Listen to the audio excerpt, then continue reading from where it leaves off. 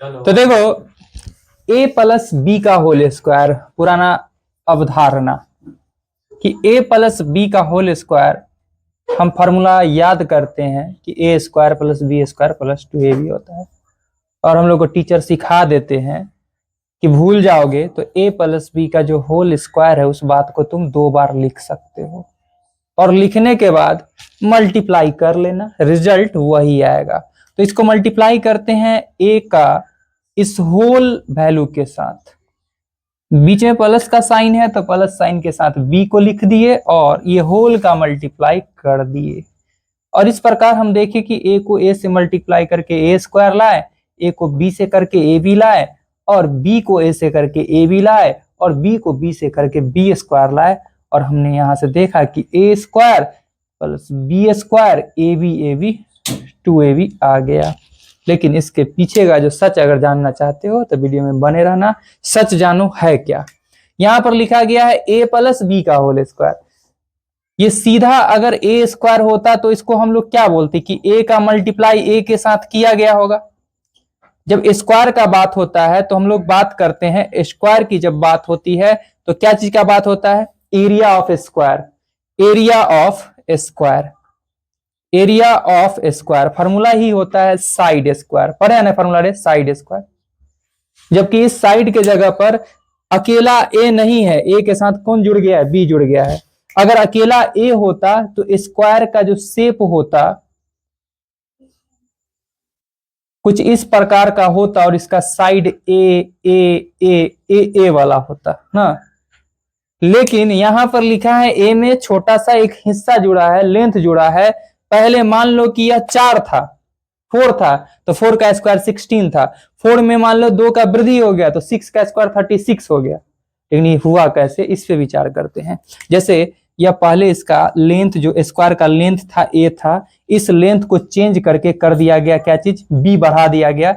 मतलब इधर बढ़ा दिए, इधर बढ़ा दिए कितना, लेंथ b। यहां से यहां तक कितना बढ़ा दिए हम, b। ध्यान समझना, ये इस पे स्क्वायर चढ़ा हुआ है और स्क्वायर का लेंथ और ब्रेथ क्या होता है, इक्वल होता है। जब लेंथ में b की वृद्धि हुई तो ब्रेथ में भी क्या चीज का वृद्धि होगा, b का वृद्धि होगा, यानी b बढ़ाया जाएगा। बात समझा या नहीं समझा, बोलो जल्दी, झटाक से फटाक से, समझ में आ गया होगा। इतना बढ़ाया गया। अब बताओ, यह स्क्वायर बनने के क्रम में कुछ इस प्रकार का शेप लेके आया होगा। बन गया होगा नहीं, ध्यान से समझना, बन गया होगा ना। अब इसका लेंथ क्या हो गया है, a प्लस बी, जबकि यहां से यहां तक का लेंथ क्या हो गया है अब, a प्लस का b। यहां तक किसी को कोई दिक्कत नहीं है।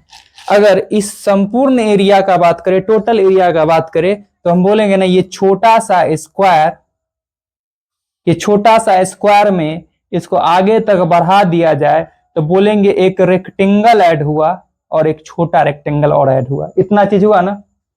तो इस रेक्टेंगल का एरिया क्या निकल के आएगा, देखो इसका एरिया तो हम लोग जान रहे थे कि साइड ए था, ए था, ए था, तो इसका एरिया तो हम लोग जान गए कि क्या निकल के आएगा, ए स्क्वायर। क्लियर है, ए साइड लेंथ इंटू ब्रेथ, यानी कि ए इंटू ए स्क्वायर आ गया।